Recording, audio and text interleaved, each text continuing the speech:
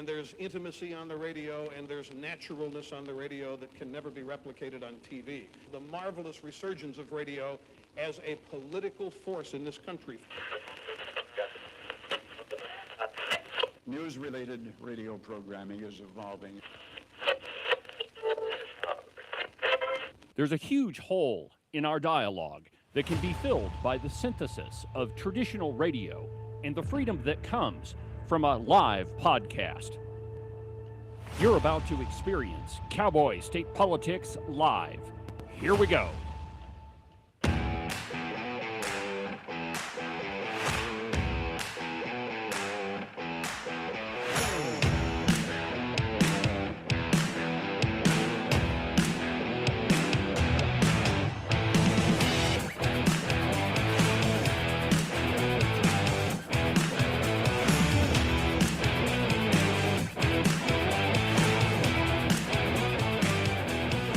Good morning, my friends, and welcome to another tremendous installment from very high above all the puerile and vacuous forms of Wyoming mainstream media.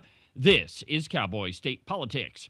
I, of course, am your illustrious host, David Iverson, firmly ensconced behind the silver Cowboy State Politics microphone and broadcasting to you from the base of the Bighorns at the Cowboy State Politics studio in Sheridan, Wyoming. Good morning, my friends, and welcome to the program. Happy Wednesday. Thank God we're back from the People's Republic of Jackson. You talked about you like alliteration. I do. So before vacuous, you might put something like vociferous yet vacuous. You know what? That's actually pretty appropriate. I'm always just thinking, but yeah, that's kind of they got a pretty good example right here. They can say less in 30 pages than most people can say in a page and a half. Yeah. Well, welcome to the program, my friends. It is good to be home. Too. It is, and as much as I make that journey. It seems to get longer every single time. I mean, it's really pretty, and my favorite part is going through Dubois looking for bighorn sheep, which I have yet to see, by the way. I've never seen a bighorn sheep. Really? So Diane, the same thing, and she was kind of lamenting that yesterday as we were coming through there ourselves. We were a few hours ahead of you, but they're there. I can attest to that. I'm sure. It's just the last time I saw them when I'm there. Yeah, the last time I saw them was just this side of Custer, South Dakota. Oh, really? There was a bunch of them in there. But that trip, six and a half hours or something. Like that. But yesterday was an absolutely spectacular day. And it was really pretty. Leave Jackson and come down, through Teton Park up to Moran Junction and then slide down Togety into Dubois. Well, and except for the buffalo, like right outside of Jackson, I didn't see any wildlife until I got to, actually just south of Crazy Woman Canyon. Then I saw a big herd of elk. Because of the construction on the buffalo side, we went through Dayton on the way back, which is always a better drive. I mean, I graduated from Grable. I lived in Shell, so it's just fun to drive through there. Shell Canyon was spectacular, of course. Oh, it always is. Did you take 14A or... No, that's Lovell. That's not Fort Shell Canyon. But anyway, we got up on top, and there was a group of about 7 bull moose all together. 7 moose all together? I've seen, 4, 5, maybe even 6. I think 7 is the record for bull moose together. Wow. And then came down through the fire off of Dayton. Right.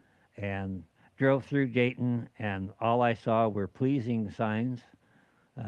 Lori and conservative signs all the way. They were there. Went through Ranchester, not a sign to be seen. We were discussing that earlier. There must be some sort of ordinance, maybe. Something. I don't know. And then slid on into Casper, and it's like all my troubles. You slid into Casper from Dayton? Well, we're so used to as soon as we get on the highway going to Buffalo, the next thing we knew we were in Casper. Oh, okay. No, I slid into Sheridan. I misspoke myself. Well, the reason why I wanted to talk about our little trip is front page of the Cow Pie. They're talking about trips with schools. Now, correct me if I'm wrong, Ken, but I didn't think that the point of an education was to go on as many trips paid for by taxpayers as humanly possible. I didn't think that was the point. But evidently it is, according to the Wyoming High School Activities Association. It has become so. Well, and the truth is, there are so many activities in Wyoming education. And, yeah, you have the traditional football, basketball, speech and debate, those things. But there are also a lot of others. Like there is an agronomy club that gets to travel to the University of Wyoming a couple times a year. There's a traveling poetry club that also gets to travel. My point being is maybe we're focusing on activities way more than we are focusing on education. And the reason I say that is many schools have decided to cancel Friday classes altogether because there's so many activities, there are so few students actually in the classroom. But, and I feel like the more I do this program, I begin to sound like my grandfather. When I was in school, we never went anywhere. Well, when I was in school, whether you decided to be in activities or not, you still had to keep your grades up. And I remember like many, many Wednesday and Thursdays, like doing double the work so I could, be gone Friday for a speech and debate tournament. But it's not that way anymore. We cancel classes on Friday so that kids can go out on their various and sundry trips. I did that by myself as a senior in high school in Grayville. I just decided I wasn't going on Fridays, and I would go up to Antelope Butte. That is not what we're talking about, Ken. It was self-funded. Well, okay, fair enough. I did not expect the school. But it really wasn't conservative, though. Shirking what you should have been doing to go off and go skiing. How do you know that I shirked it? Well, you just said you just chose not to show I got a diploma, right? Well, I don't know. That is still a matter of some debate, Mr. Pendergraft. All right, so from the cow pie. Backlash over school sports and activities cuts by Wyoming lawmakers promise to fix. Hold the phone right there. There were no cuts to education. Not a one. In fact, the amount of money that we spent on education went up this year, even after the recalibration bill. So from the very beginning of the headline, they're not telling you the truth. There were no cuts to education. Now, did the legislature create a, what do they call, a silo? Yes, to say that money that is meant for the classroom has to be spent in the classroom. And, one of the things we heard, and there have been, I don't know how many op-eds written about this. Well, now schools can't spend the money where they need to. Before, a lot of schools would take money that would have otherwise ended up in a teacher's salary. Local control. Well, yeah, that's their argument. Well, we have to have local control, but what they would do is take money that would have otherwise been spent on teachers' salaries or classified staff or, anybody in the school, and instead they spent it on other things, football pads and wrestling mats and those sorts of things. Which they had the authority to do. Sure. And maybe this is a little bit pretentious or whatever, but they pretentious? Never. It's a little bit like when you're raising kids and they get to a certain age and you give them not just an allowance, but maybe a substantial sum of money. My folks one time gave us $300, said you're going to do your own school shopping. Okay, yeah. And, to learn to be responsible with the money and how to handle that. And so the legislature gave money to the school districts through the block grant. The school and said, you spend it as you need to do it and just accomplish the mission. Well, as it became obvious over the years that the mission wasn't necessarily getting accomplished, and then the legislature got sued. Yes. Said, you're not adequately funding education. And so we said, okay, we're going to put some money into the classrooms. Here's enough money to give every student or every teacher an an 8.5% raise. Yeah. And then and they didn't do it. And at what point do you tell the kid, okay, you're not doing what you're supposed to be doing with the money, therefore we're going to come in and pull the ring. This is why that's an excellent segue into this whole discussion. When your focus changes from actually educating students to, activities, whether it be basketball or football, and I'm not saying that those things aren't valuable, they are to a point.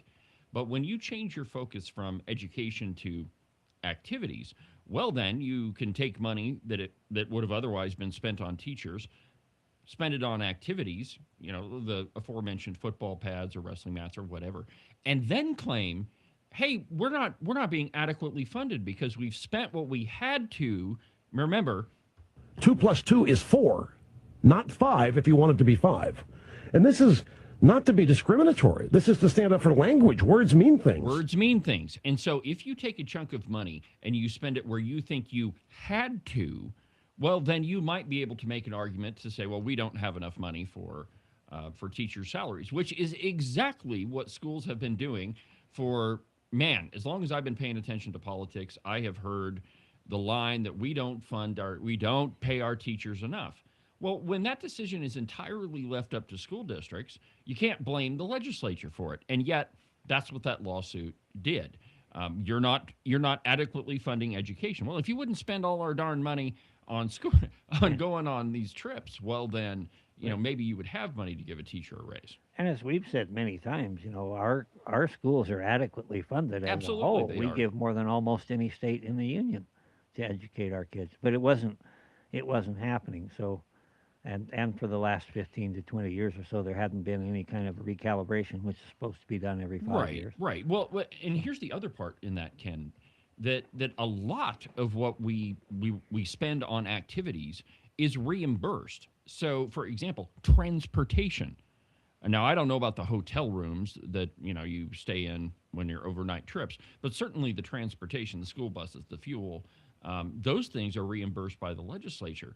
And so you can't even claim that, hey, we're spending so much money taking these kids on an agronomy trip to the University of Wyoming that we can't afford to give a teacher a raise, because at least part of that money is being reimbursed by the legislature. Let's get to the article in the Cowboy.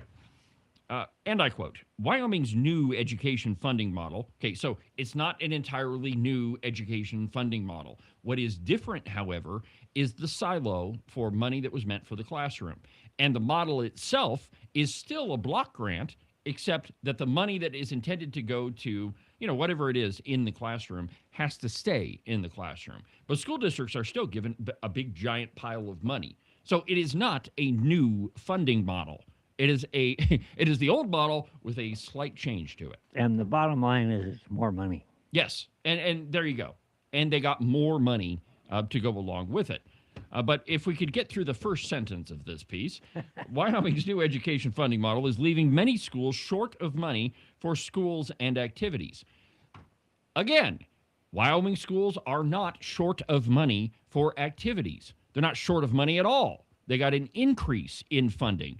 And so if there is a shortage of money for whatever activity that you want to do, and again, schools are not required to offer all of these activities.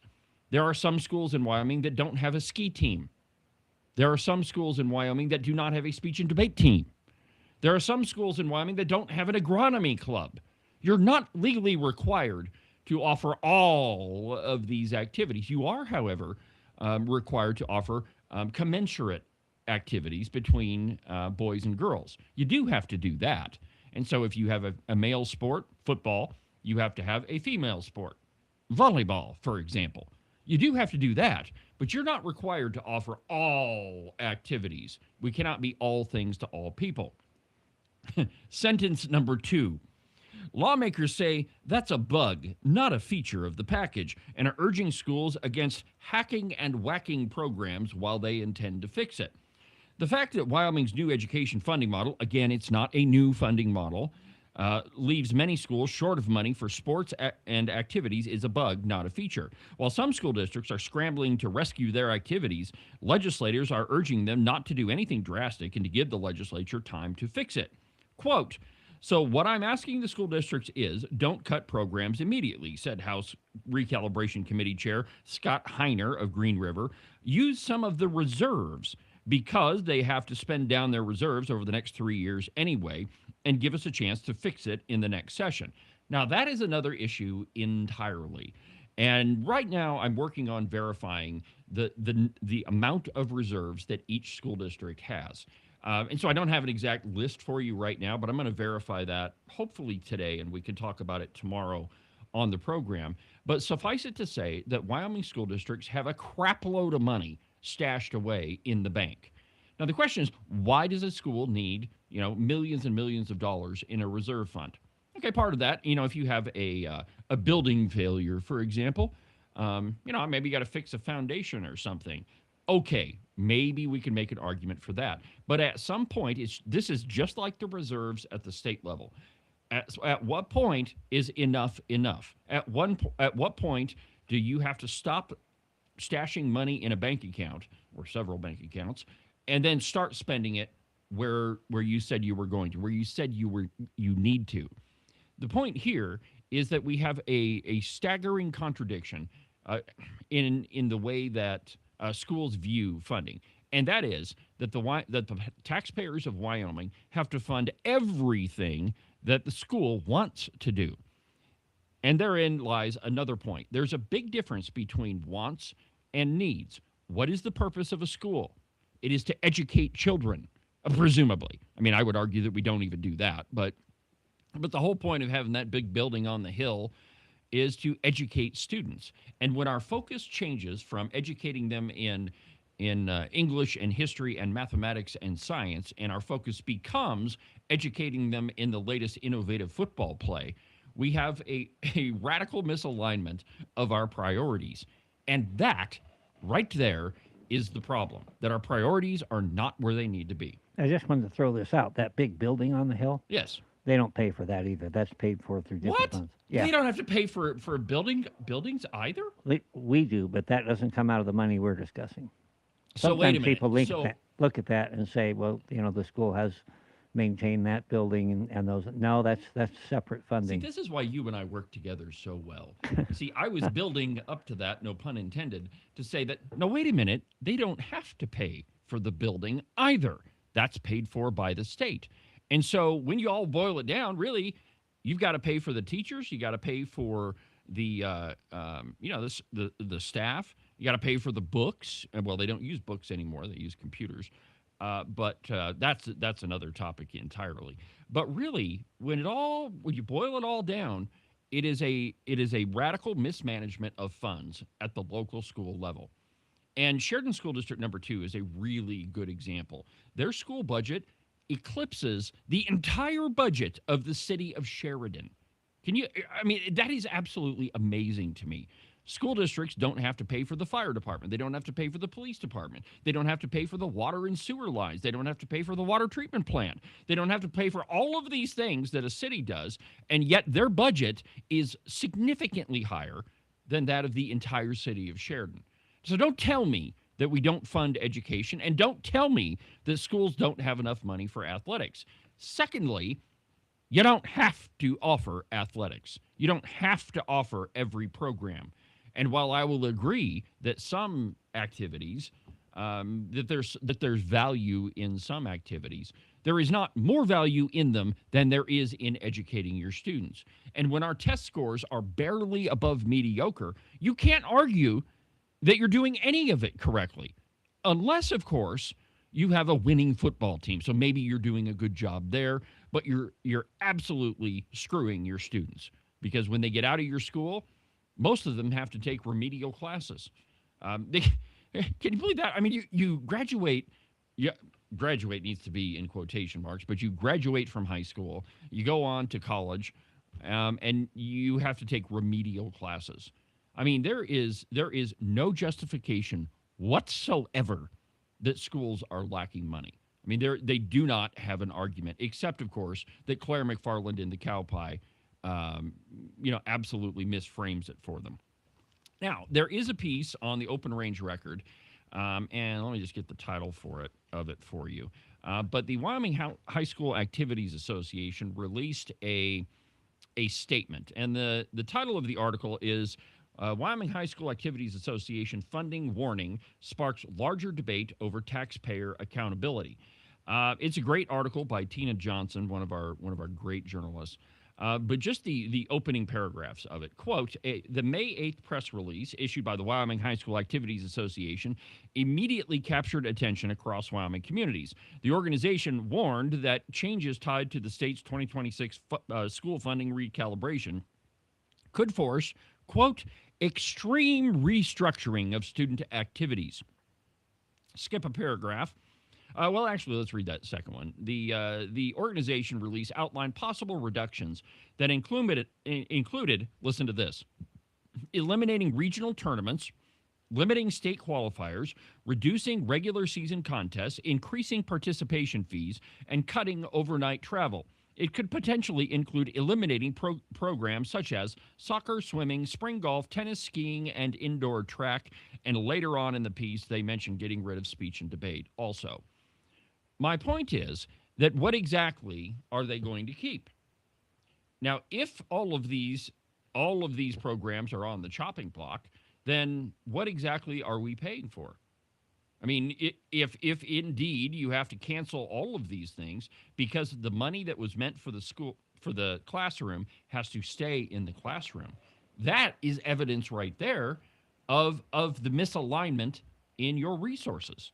I mean, I don't think you could make a better argument than the one that the High School Activities Association did for how screwed up we are in our checkbook. I was thinking about Sheridan County. Sheridan County has 3 school districts, and about 1/3 or something of the students that Natrona County has. So we pay for administration 3 times. Yes. So what if we rolled those into one? Oh, you can't do that, Ken. That's way too much. Yeah, we take the local control away. That would be way too big. But I was wondering how many activities you could pay for with what we pay for the staff of 2 of the administrators. Okay, so there is another layer to this. Yep. Now compare Sheridan County to Natrona County. The population of Natrona County is significantly higher than it is in Sheridan, and yet they have 1 school district. They have 2 high schools. They have, God, I don't know how many elementary and middle schools, probably a lot of them. And yet they only have 1 school district, which means they have 1 superintendent. They have 1 superintendent staff. They have, go down the list. Mm-hmm. In Sheridan County, far less people, far less students. We have 3. And Sheridan's not the worst one. There are lots of school districts where or lots of counties that they have way more. Like, look at Fremont County. They have 8 school districts. Now, the only difference between Fremont County is the reservation. And so, I mean, that's a little bit of a different situation. But if you take that one away, then there's 7. I mean, if we get rid of some of our administration, perhaps we could pay for some of these activities that evidently are so valuable. The Cowboy continues. The Wyoming High School Activities Association amplified the topic with a Friday statement from Commissioner Trevor Wilson. The board met April 28th and discussed potential exploratory options, including eliminating regional tournaments and consolation games, limiting teams qualifying for state events from 8 to 4, limiting the number of students participating in some events, reducing the number of contests in every sport, and potentially cutting programs. The Activities Association also floated potential cuts to indoor track, Nordic alpine skiing, swimming, spring golf, and tennis, or other activities. I never thought that tennis was a real Wyoming sport. When I was in high school, like you said earlier, when all was a boy. Yeah, we're uphill both ways. Yeah. So I went first 3 years to Bighorn, and the last year I ended up at Grable. And Grable had a swimming pool and a swim team. And I thought, man, we've really gotten up here. And I would have loved to have had a skiing team, but you think of hockey. I don't think there are any high schools that have gotten into hockey because it's very expensive. Well, there are teams that have baseball teams. Yeah, but not as expensive as hockey. True. But the reason I've heard is, well, hockey's just too expensive, so parents bear that brunt themselves. Maybe instead of paying such high taxes, the parents themselves could decide and fund what activities kids were in, and the school just did school. Well, I know that's heresy. Well, yeah. First of all, that's heresy, and it's verging on blasphemy. But I go back, and again, I'm sounding like the old curmudgeon, but when I was in high school, we didn't. I mean, certainly we had a much larger school funding. Or we had a large school funding problem. That is, we spent a crap load of money on schools. I mean, that's been a recurring theme for 30 years in Wyoming. But still, we didn't have the proliferation of all of these activities. I think when I was in school, We had just added a soccer team.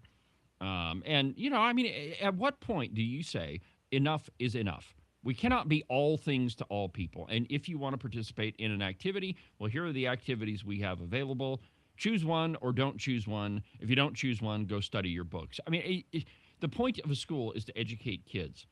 And I understand that scholarships are a big part of this, but a very small percentage of high school kids are going to get a scholarship for football. Yeah, I also understand that there's a lot to be learned from team sports. I mean, I personally love I'm not football. saying there isn't value in it. You love baseball, and there are a lot of lessons that can be learned there. You need to learn how to read and write. Like you keep saying, when is enough? Enough. Exactly. We're going to have a hacky sack. Does anybody play hacky sack? This is equivalent to, any household, right? A household sits down and they say, all right, this mom and dad say, this is how much money we've got to spend. And while we would want to take up the pastime of downhill skiing in Jackson, perhaps we don't have the money for that. So maybe we could take up cross-country skiing, or maybe it's just too expensive. So we just don't go skiing. Or maybe we would like to go to Disney World, but we can't afford to go to Disney World. So perhaps we just go to Thermopolis and go swimming. I mean. Oh, you can't. The pool's closed. Oh, that's right. Ogden Driscoll hasn't got the pool open yet. But my point is, we cannot be all things to all people. There's no reason why we have to offer all of these sports or all of these activities. I just want to read you one more piece from the Cowboy article. I mean, we could spend the entire program on this thing. In typical fashion, it's like, 10, 12 pages long. Way more voluminous, yet more vacuous than anything we could lay our hands on this morning. Wilson told the Cowboy on Monday that the Activities Association is building a school advocacy committee to work with with lawmakers. Let me translate that for you. They're building a lobbying organization to work with lawmakers. Quote, just trying to help our schools and make folks aware there could be some potential, I don't know if you want to call them issues, but certainly concerns regarding activities moving forward, Wilson said. Now, here's what the Cowboy says. As a whole, Wyoming K-12 school districts are receiving an extra $114.1 million in the coming school year, according to the Legislative Service Office. That's an 8.6% increase from the prior school year, to a total of $1.95 billion, or $22,626 per kid. $22,626 per kid. And you're telling me that we can't afford all of these activities. There is a radical problem in school funding, my friends. And this goes back to the easy math problem that we've talked about a lot on the program. If you have a room full of 20 kids and the school is getting $22,626 per kid, it only takes 4 of them to pay for the teacher. Where is the rest of the money? So I just want to clarify this. I think you misspoke yourself there. What did I say? You said we have a real problem with school funding. No. Well, we have a real problem with school spending. Yeah, okay, that's what I meant. I mean, the problem is not with the funding. The problem is with the spending. And when you're getting 22.6 thousand per student, and you're having trouble playing for the football team, there's a real problem, and most of it is in administration. Okay, we're going to take a break, and when we come back, we're going to talk about this whole public lands thing. And stick with us because we've got Rebecca Bextel at the top of the hour. Apparently, she's got some sort of announcement. I don't know. We'll find out when we come back.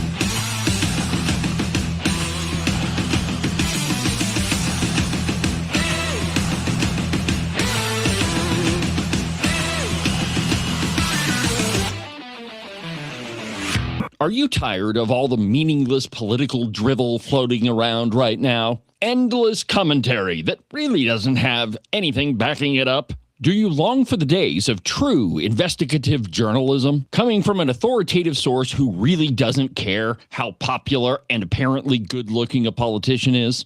Fortunately for you, that's what I do on Cowboy State Politics.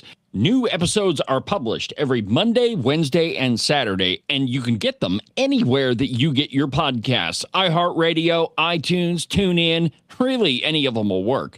But the easiest way is just to go to the website, cowboystatepolitics.com. There, you can find all of the shows, as well as any of the articles I might bring up during the course of the program.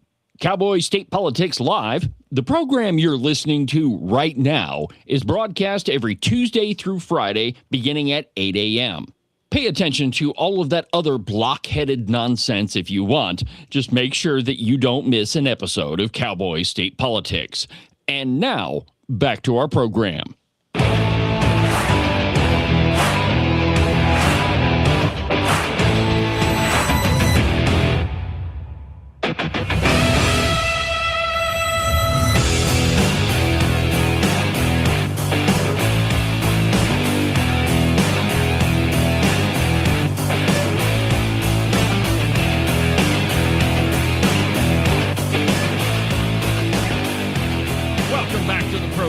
Cowboy State Politics Live on a Wednesday. I'm David Iverson, your illustrious host, doing what I was born to do each and every day with talent given to me by God himself.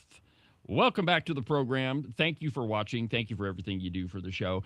And another shameless plug. If you every time you watch an episode of Cowboy State Politics, or you listen to the podcast, or any of the content coming from Cowboy State Politics, like and share it and leave me a review if you're listening on some other platform. I know, everybody else says that, but it is absolutely true. It does help. A couple of comments from the peanut gallery. Yeah. Converse County has 2 school districts. Why? Sweetwater County does 2. Why? Yeah, that's a great question. You know, and again, compare, like, if you've got multiple school districts in your county, compare it to Natrona. That is a great, easy example. Or Laramie County. But you know what will happen? What's that? Natrona will say, oh, we need to divide into 7 or 8. Yeah, we need 12. Yeah. We need 12 superintendents because we just have way too much work. That's the way that works. I mean, it is the growth of government as by definition. From the Pravda on the Platte.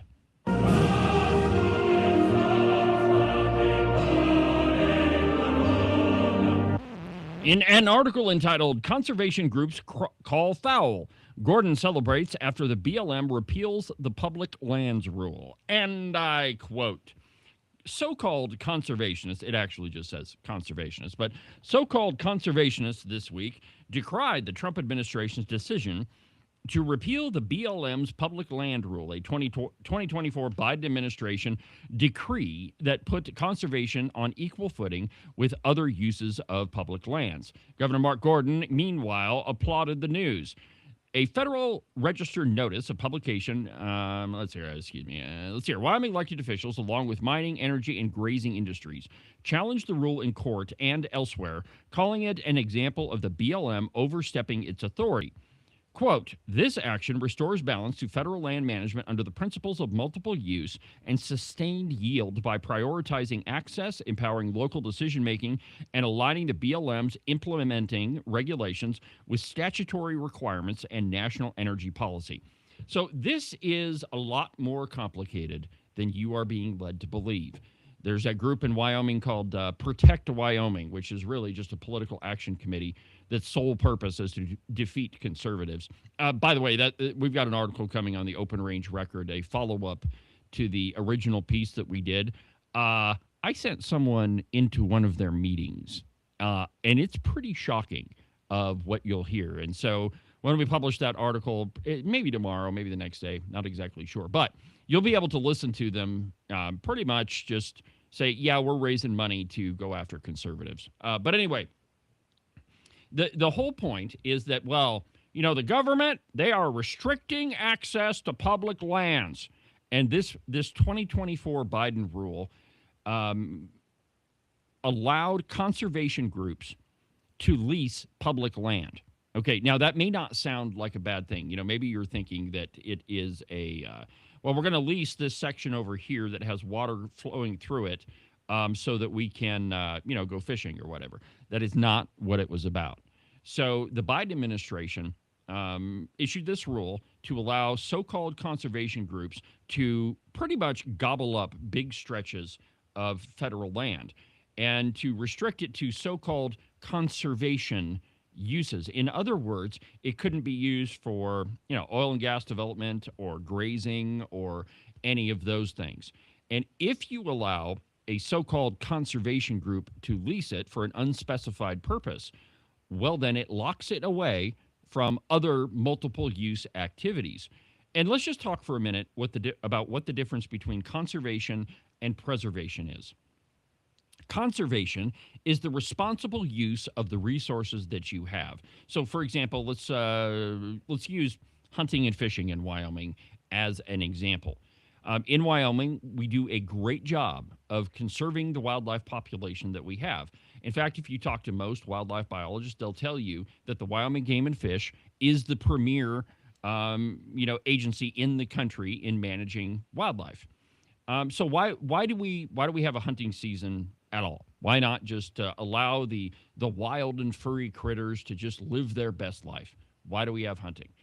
Well, if you allow the population of an animal to explode, you'll have disease. Every species has it. You'll have disease. You'll have death from starvation because you've overloaded the population for a particular area, and you'll have segments of that population of animals die off.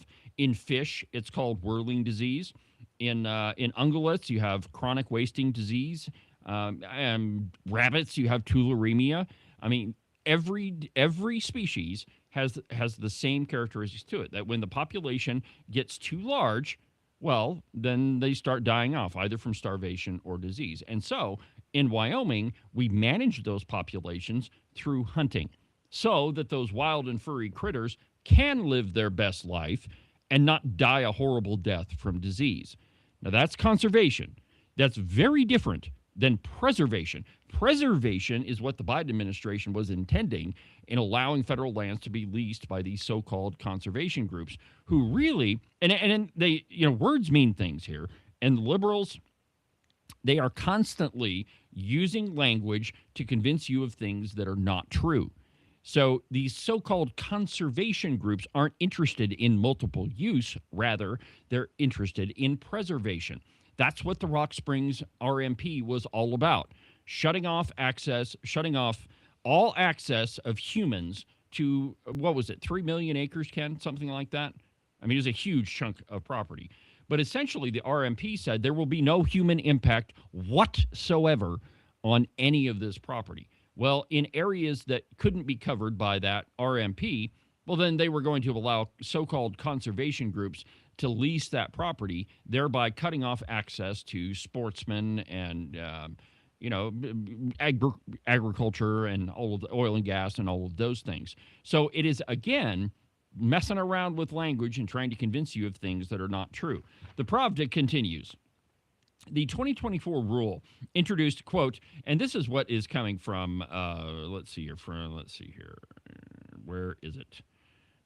Who was it? Oh, yeah, the conservation groups bemoaned the Department of Interior's rollback as a short-sighted action that will harm critical wildlife habitat, popular recreation areas, and indigenous sites. Quote, today's repeal of the public lands rule abandons progress at the same moment climate change, chronic drought, and accelerating habitat loss demand better stewardship from the BLM. Maddie Munson, a Defenders of Wildlife policy specialist, said in a Monday press release. So, correct me if I'm wrong here, but I'm pretty sure that the group that's their name is the Defenders of Wildlife is probably not interested in hunting.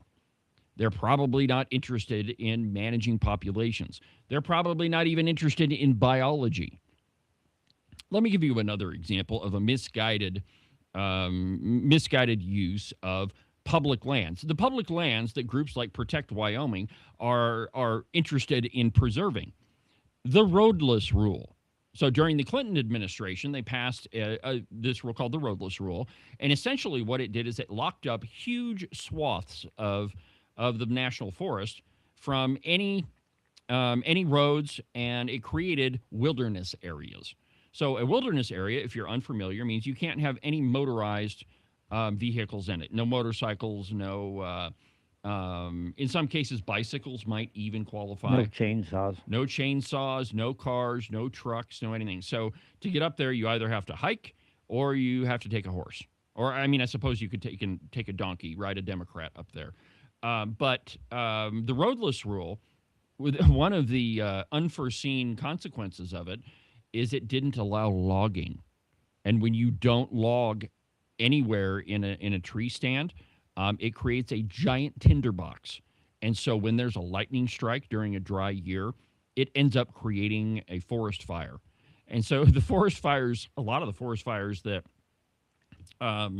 we have in Wyoming and in the Mountain West, generally speaking, are the result of a lack of logging because, in many cases, of rules like the roadless rule. So in an effort to preserve the pristine value of the open spaces, we've created a situation where they're probably going to burn. Not to say that that's a bad thing because, I mean, when a forest burns, the only way that you can open up a pine cone is with a fire.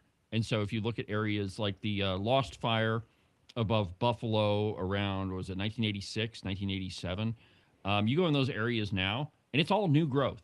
I mean, a lot of it's really pretty.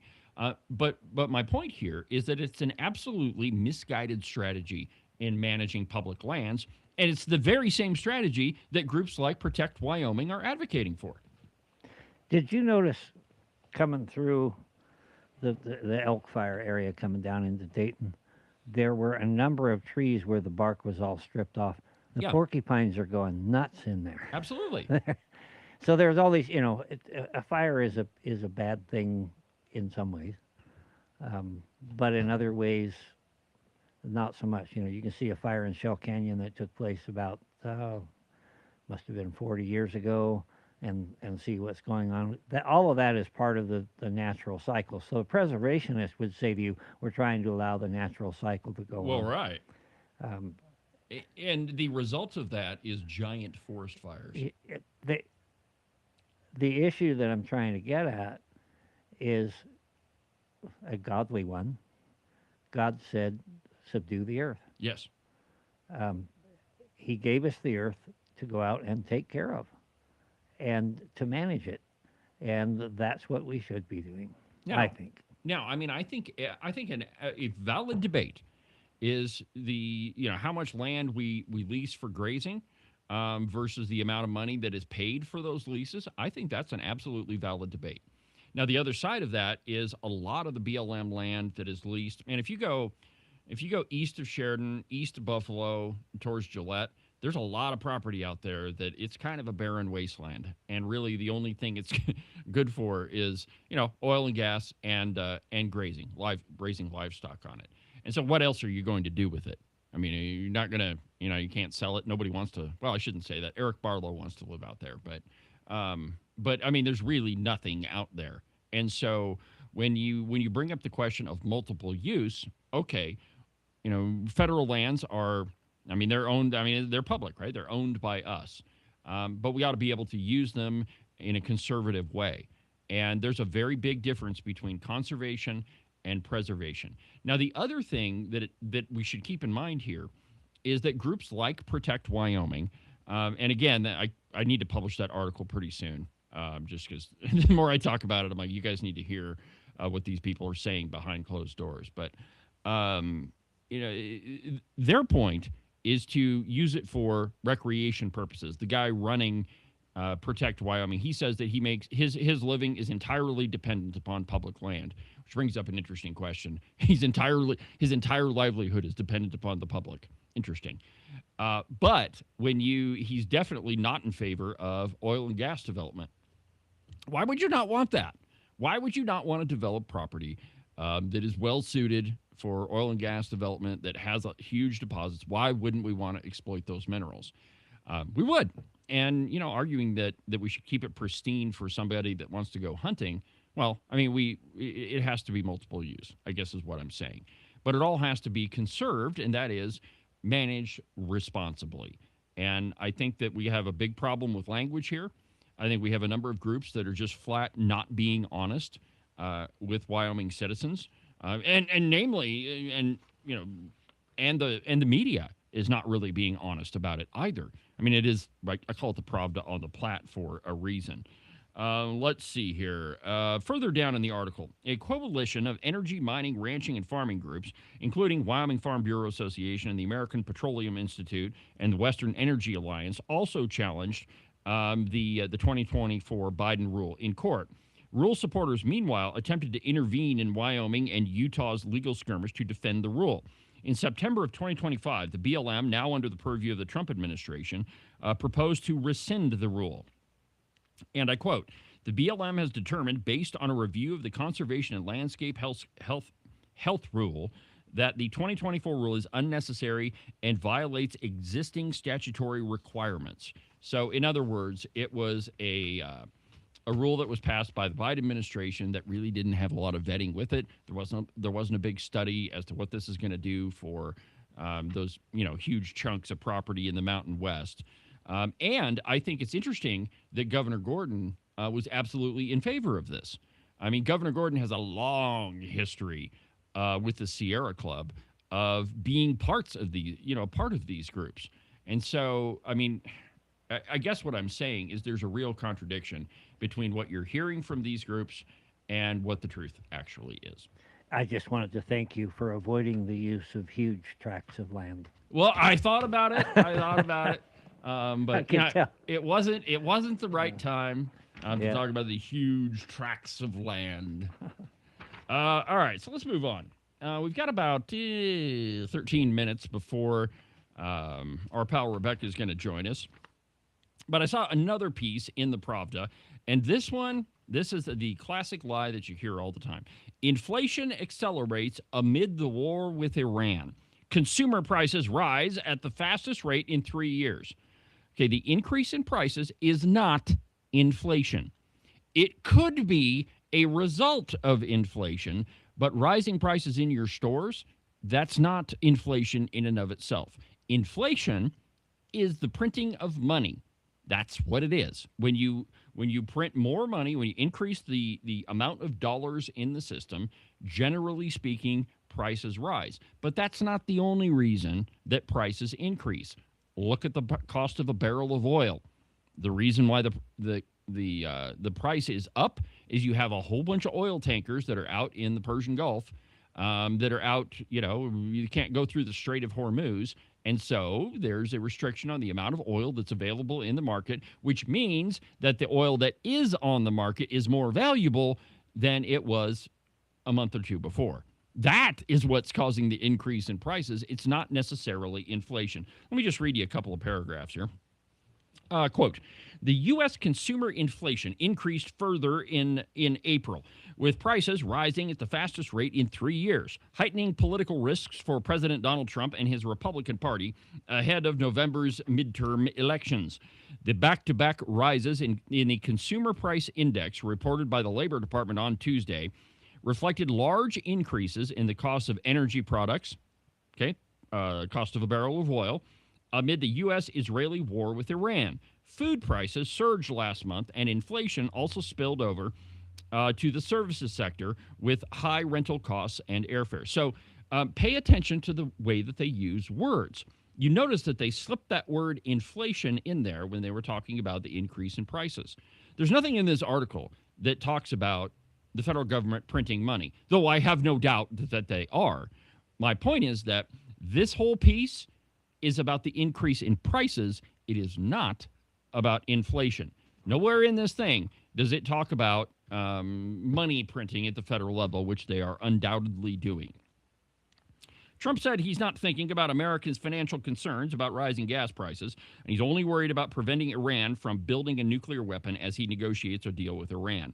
All right, why? because the increase in fuel prices is temporary.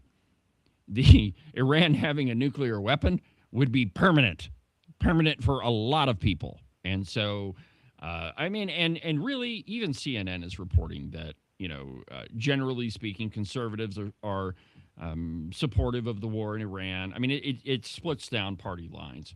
And really, if you look at any opposition to the war in Iran, I mean, it's never Trump stuff.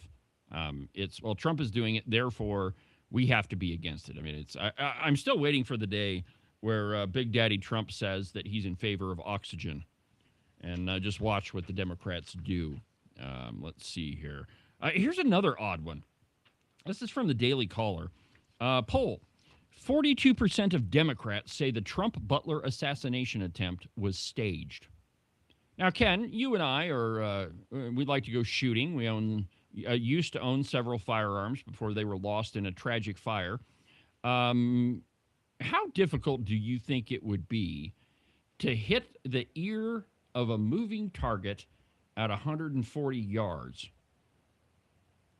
Are we talking a mouse or an elephant? Well, a human, right? So an ear, right up here. Oh. How hard would it be to actually hit that target? I mean, a moving target.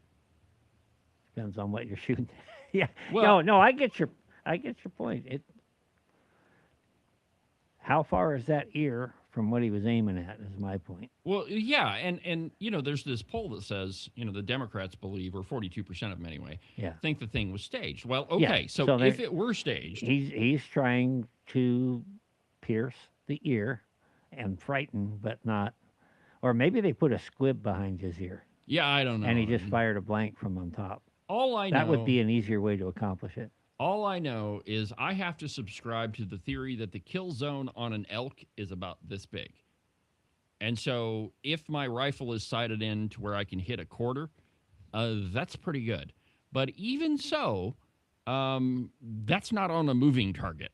Okay, I suck at shooting things. I won't even take a shot as something that's moving, unless it might be a rock chuck. I might unload a magazine on a rock chuck, but I don't think so. But here's what the Daily Caller says. A new poll revealed that a stunning number of Democrats believe the 2024 assassination attempt on Donald Trump in Butler, Pennsylvania was staged. Among respondents who identified as Democrats, 42% they believed that the attempt by would-be assassin Thomas Crooks was fake.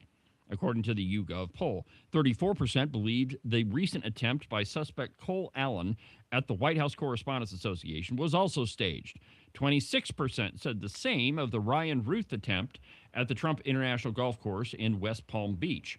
Notably, the poll found that nearly a quarter of Democrats believed that all three attempts were absolutely staged.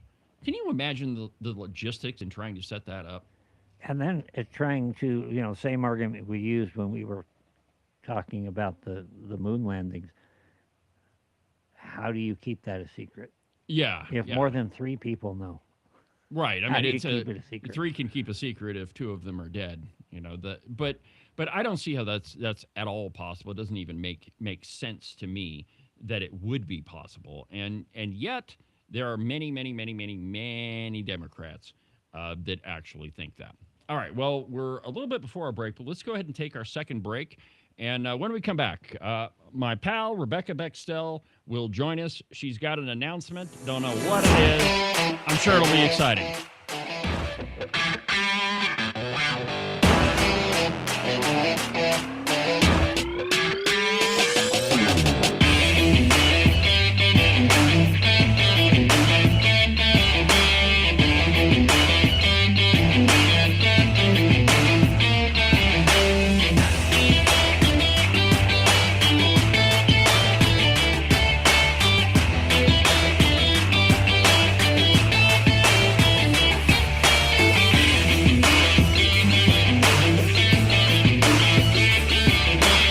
Yeah, I know. The weather seems to be toying with us. 60 one day, 42 the next, and pretty soon, my friends, those 6s and 4s are going to turn into 3s and 2s. Though we all want to avoid it, that white stuff is coming, my friends, and you will be shoveling the walk in it. It's cold, it's unpleasant, and nobody likes to do it. but you could make it just a little bit more comfortable and prevent your feet from turning into a giant block of ice. In fact, you could keep them nice and warm and toasty, and your toes will never even know that they're outside. The rest of you may be frozen solid, but at least your feet won't be. To make all this happen, you just need a pair of socks from the Buffalo Wool Company. They are the finest socks that I've ever put on my feet. To get you a pair, go to their website, thebuffalowoolco.com. Trust me, you won't be disappointed. Are you one of those guys that listen to the president just a little bit too closely and now you're tired of winning? Are you getting the feeling that there's been way too many good things happening in our country and you just can't take it anymore?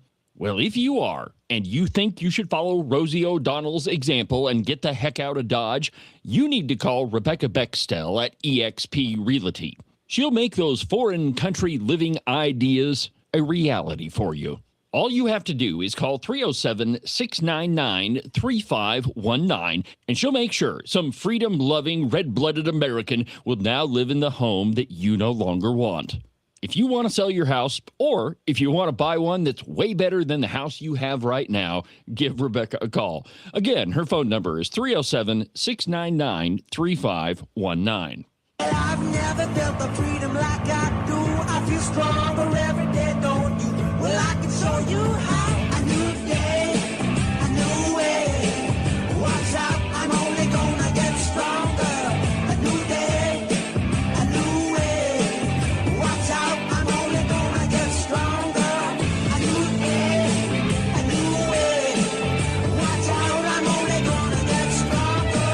A new day, a new way. Watch out, I'm only gonna get stronger.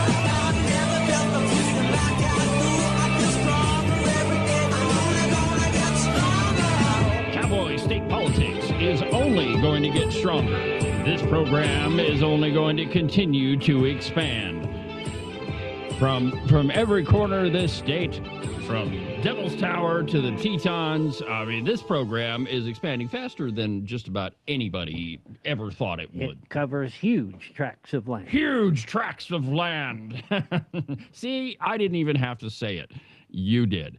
Well, on the way here, Ken, I saw two governor campaign signs, and I mean, there's three people running for governor, and the route that I take, and I don't know if it's the same road you do, but I go through Du Bois and then through Pavilion, Shoshone, and then through Wind River Canyon and that way. But I saw same route. Same route. Okay, so I saw a lot of Eric Barlow signs, and I saw a lot of well, not as many Brent Bean signs, but those were the two. I didn't see any Megan Felder signs. I thought, in fact, I commented to Diane, not one Megan Felder Not sign. one Not Megan one. Felder sign. And we went, I drove, I don't know about you, I drove about 830 miles Yeah, something like that. round trip. Yeah. And we didn't come back the same way we went. Now, and that's what I here's saw. here's the thing, and I thought, going through, Worland, Ten Sleep, those two places tend to be a little bit more, I guess I would say They're a left little- leaning. They're a little lefty, yeah.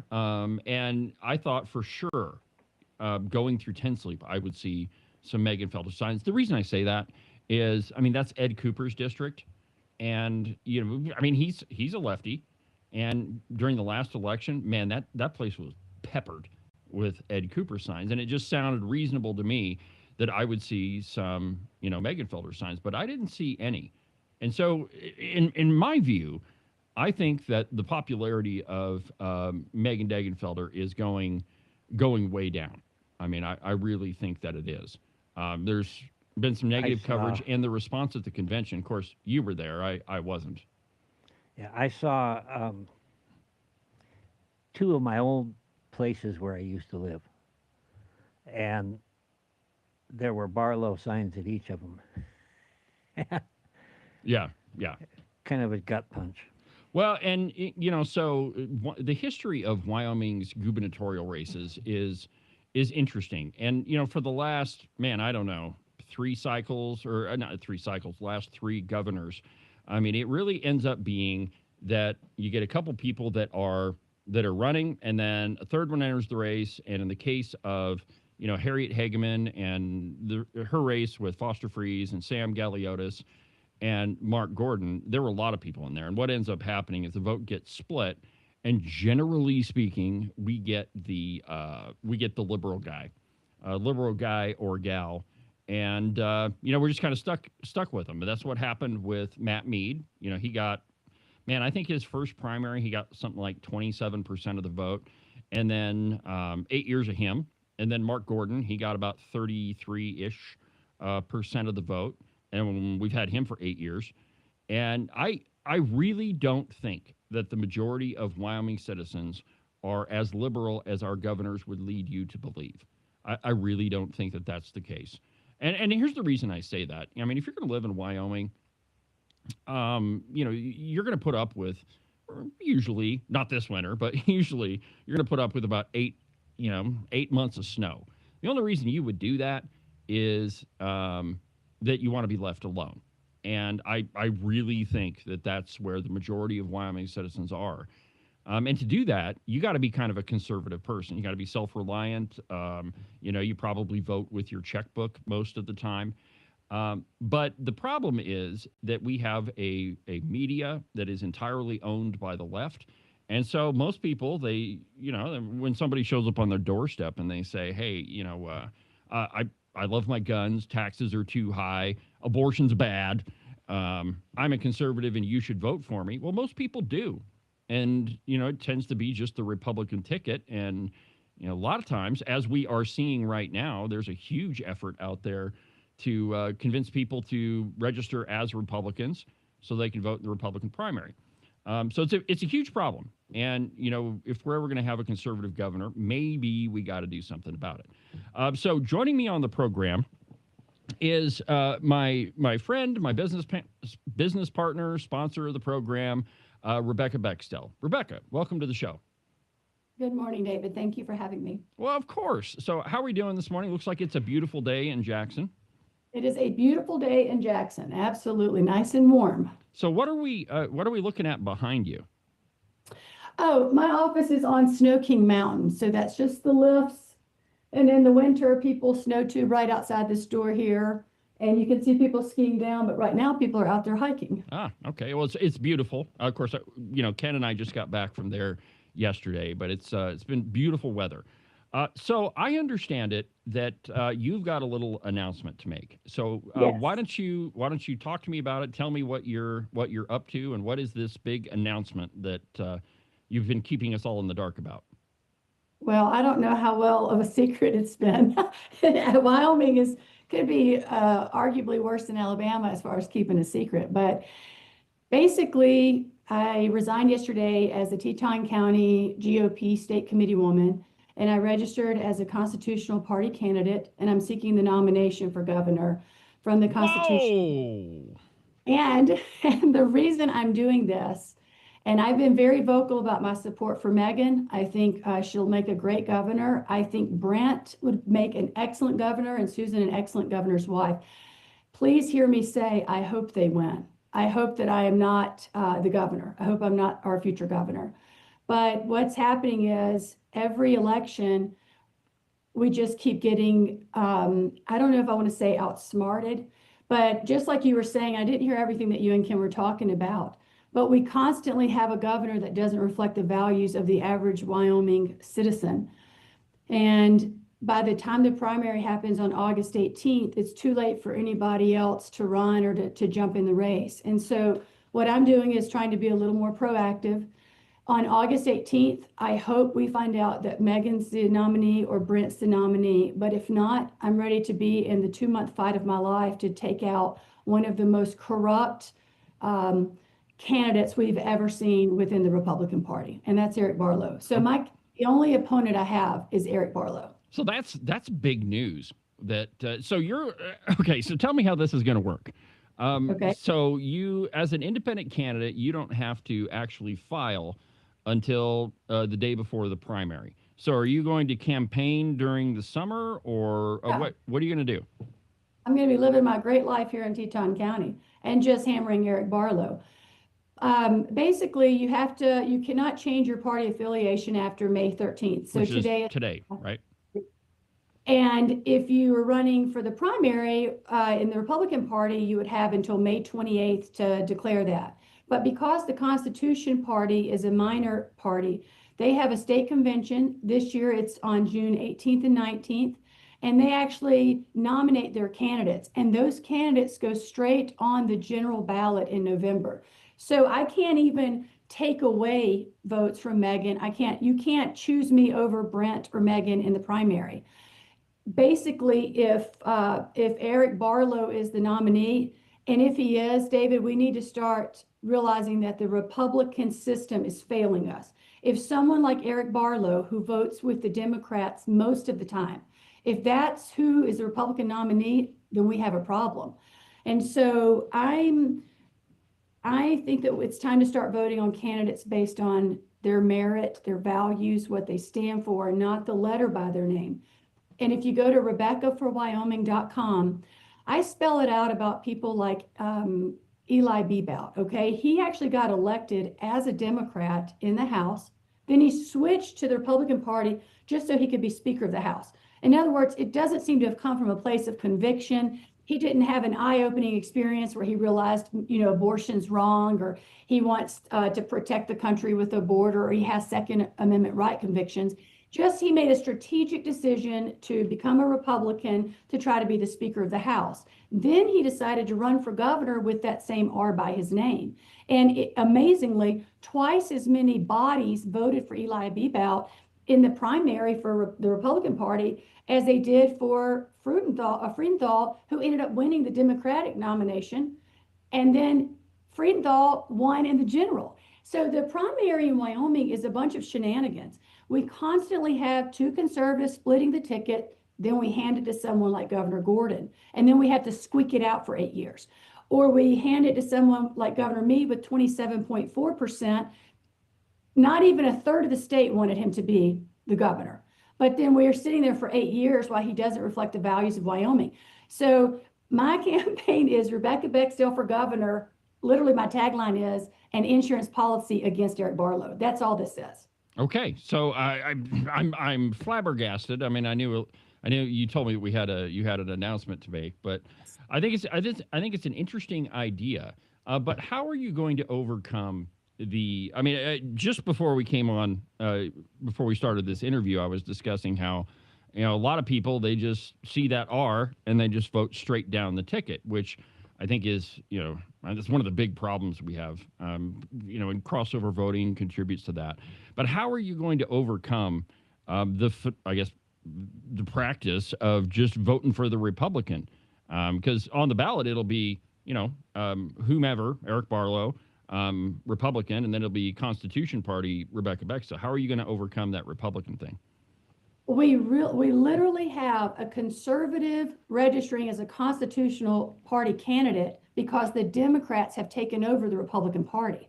We have, my friend Roxy sent me this thing yesterday with Chris Rothfuss, the Democrat senator, literally telling the Democrats to go register as Republicans, bring their woke pen, bring their Antifa gear, bring their rainbow flags, and they're proudly basically trying to influence our election. That's what they're doing. And so if the Republican nominee is Eric Barlow, who is really a Democrat, then surely people can get over the R, because the R is just a token. It means nothing. Someone asked me, this is going to make people question my allegiance to the Republican Party, my loyalty to the Republican Party. I'm not loyal to a name. I'm loyal to the values that the Republican Party stands for: the right to life, Second Amendment rights, limited government,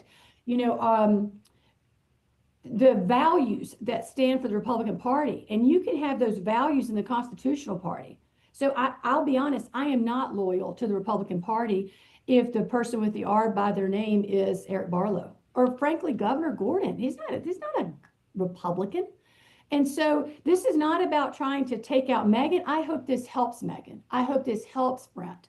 The only opponent is Eric Barlow if it comes to that. Do you think that this might have a chill on fundraising for those two candidates? Either, the two that you mentioned. I'm not, you and I differ on one of them.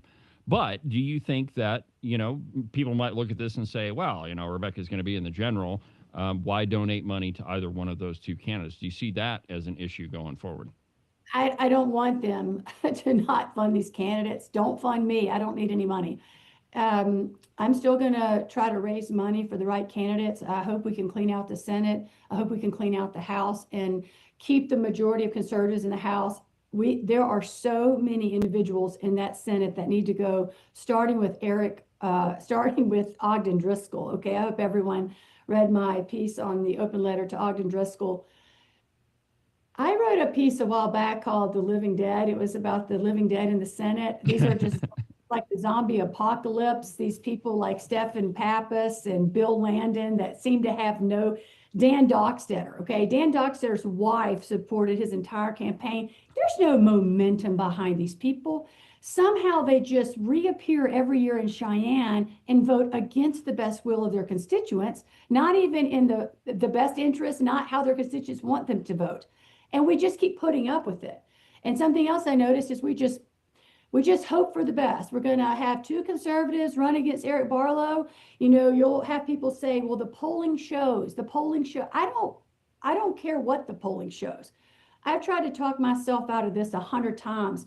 But at the end of the day, I had to say, what am I going to feel like when they pulled the wool over us again and Eric Barlow is the nominee? Then we are basically stuck with a Democrat for governor again. Yeah, it's not going to happen, folks. And to be very clear, I mean, Eric Barlow's legislative career shows him voting with the Democrats an average of about 80% of the time. Yeah. And it goes up and down every year, but I mean, the majority of the time, every year that he's been in the legislature, he has voted with the Democrats most of the time. Well, Rebecca, I got to tell you, it's an interesting idea. I definitely innovative. Is there anybody else that's seeking the nomination from the Constitution Party? Not to my knowledge. And they'll have to register by today if they want to try to square off with me. Look, I've spent a couple of months trying to find a better candidate than me. This was not my dream job, but we had to have somebody that's got name recognition, thanks to my constitutional right to give a legal campaign donation. They blew me up. So we needed someone who can raise money in a pinch. If Eric Barlow is the nominee, it's going to be a 2-month scramble to try to educate Wyoming voters about what that R means, which is essentially nothing if it's beside Eric Barlow's name. You're not going to outwork me, Eric. If I come at you in 2 months, you are not going to outwork me, okay? And I spent a lot of time praying about this. I want to thank the people out there that have been praying really hard that the right thing will get done here. Please hear me say the opposition is not Brent Bean. It is not Megan Degenfelder. It is Eric Barlow. Okay. All right. Well, that's it's harder. It's time to work smarter, time to get strategic. Well, I think you probably have the headlines for today, and I guess keep us posted on what's going to happen. And there will be a piece on the Open Range Record here pretty directly. So anyway, thank you for joining the program, Rebecca. If people want to, why don't you say your website again? So if people want to find out more information. It's RebeccaForWyoming.com. And like I said, I'll be in Casper this weekend, busting the low-income housing scam. It's business as usual for me. I'm the insurance policy against Eric Barlow. Thank you, David. Thank you, Wyoming. Thank you, Rebecca. Have a good afternoon. And I guess I'll be watching the news. Take care. Thank you. All right. Well, I guess we've got a something else to talk about in politics. So, wow, I don't know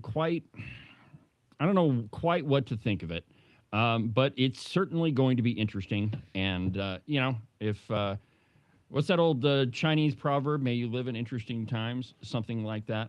But it's interesting, Ken, and I certainly didn't plan this, but the next piece on my stack of stuff is from the Daily Caller. And you know what? Let's go ahead and take a quick break, and we'll get everything reset here, and then we'll continue on with the program. So quick break. We'll be back in a minute. Maybe. Somewhere. Got it.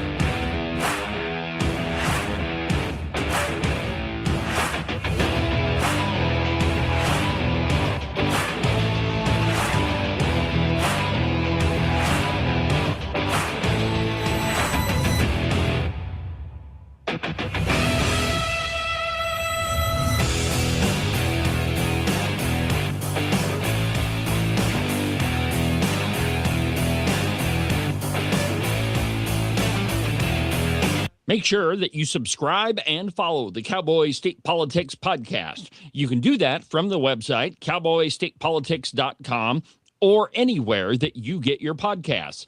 That way, you'll make sure that you won't miss a single episode of Cowboy State Politics. Hunting season. Right about now, you're off with all of your pals, stalking the big gigantic elk or buck mule deer that you've been thinking about all summer long. And your lovely wife is at home, probably enjoying her time without you. But soon, my friend, all of that is going to come to a screeching halt. And I want you to think about just one little thing. She's able to park her car inside the garage because all of your hunting crap is with you right now. Now, if you'd like the marital bliss to continue, I suggest you make a call to Marcos and Jesse at Morton Buildings. Their phone number is 307-674-2532. They can build you a garage or a barn or any other type of metal structure for you to store all of your toys in so that your wife can continue parking inside the garage. And you can avoid sleeping on the couch for the next month or two. Call Morton Buildings. Their phone number is 307-674-2532. Get them to build you a metal building before it's too late.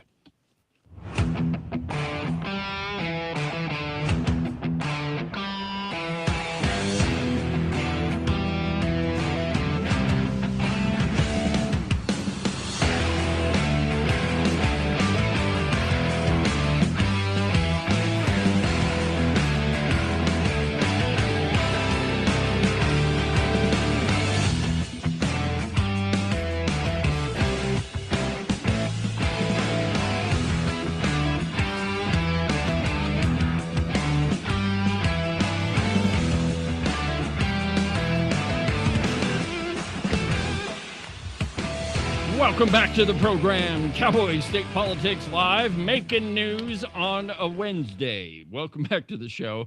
I'm David Iverson, back in the studio, not in the People's Republic of Jackson anymore.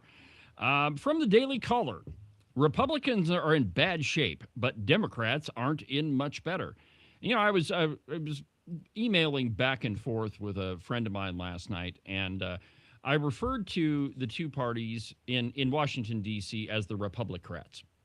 And this has been, and I don't mean that for all of them, but it seems to me that it doesn't matter what the subject is. It doesn't seem to matter who we put as the Speaker of the House or the President of the Senate. Of course, the President of the Senate is the Vice President, but Majority Floor Leader, I guess, is a better way to put that. But it doesn't seem to matter. The policies all end up the same. It's like the game was fixed before they ever, threw the first pitch. Especially in the governorship, it leads you to believe that the governor really isn't the governor. Yeah. He's a kind of a figurehead, right? Yeah. Well, I mean, in this case, we think that Drew Perkins is the governor, but if you see Mark Gordon walking around, you will always see Drew Perkins. If you go into the office and you have a conversation with the governor, Drew does the talking. Yeah. I mean, it's almost always Drew Perkins. But in Washington, D.C., how many times, a great example, how many times did the Republicans say, we are going to repeal Obamacare? We are done with Obamacare. We're going to get rid of that darn thing, and we're going to move on. And yet, we still haven't. And how many years ago was that? How many times have Republicans been able to absolutely do away with it? And then we get the whole John McCain. And, I mean, John McCain, he was the conservative guy running for president.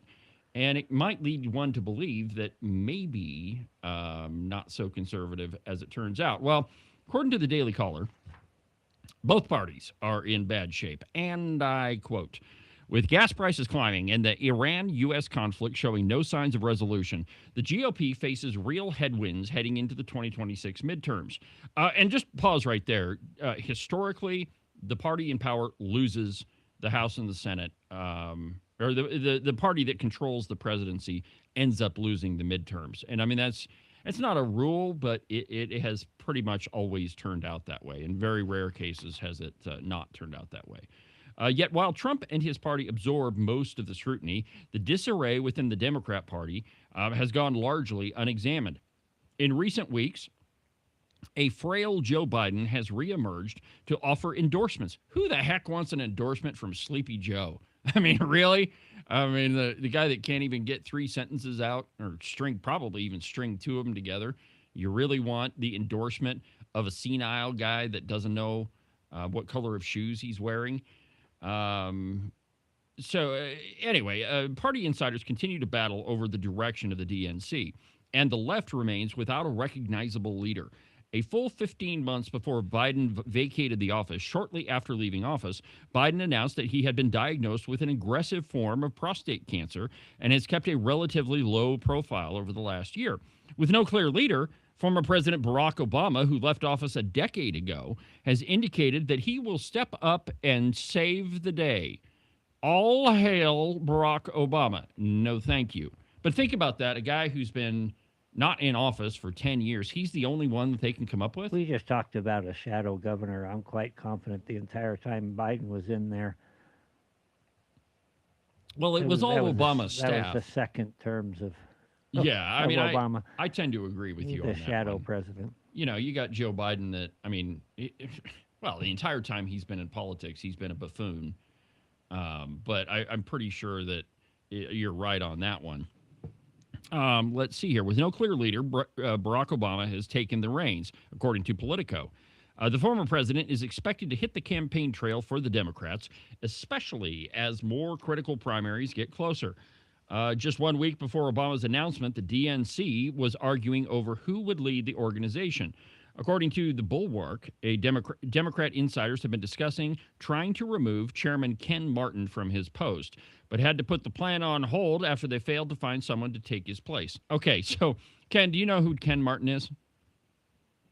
I know a Kenny Martin. Yeah, probably not the same one. Ken Martin, he's the head of the DNC, but nobody really knows who he is. And, you know, why would you have a guy leading your entire organization where the vast majority of people have no clue who he is? And worse yet, when there's a plan afoot to replace Ken Martin, they can't find anybody to take the job. Are you kidding me? Now, if it were the Republican Party that we were talking about, you'd probably have a line out the door of people that wanted to be the head of the RNC, which, by the way, that hasn't worked out so great for Republicans in the past. Panic within the party has continued to grow, reported Politico. At the end of March, the DNC raised $11.4 million compared to the RNC's $21.2 million. The RNC has almost 8 times more cash on hand than the Democrats do, with $116 million compared to the DNC's $13.8.